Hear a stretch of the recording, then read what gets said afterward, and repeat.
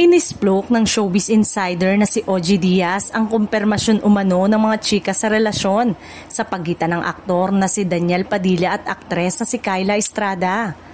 Sa videong inalabas ni OG sa kanyang YouTube channel sa OG Diaz Showbiz Update nitong Martes, ibinahagi niya ang big revelation update patungkol sa buhay relasyon ni Daniel at Kyla. Ayon kay OG, may nakapagsabi raw umano sa kanya mula sa isa niyang mga source na meron ng bagong kasintahan si Daniel. Ayon pa kay OG, totoo umano ang impormasyong nakalap niya at wala naman daw masama kung totoo ang chismis na kumakalat sa pagitan ng dalawa dahil parehas naman silang walang karelasyon.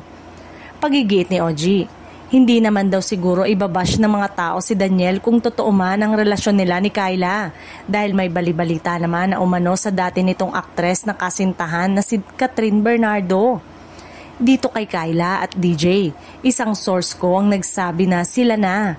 Ngayon, bahala na sila kung gusto nilang i-deny ito or aminin at wala namang problema kung aaminin pagtatapos niya.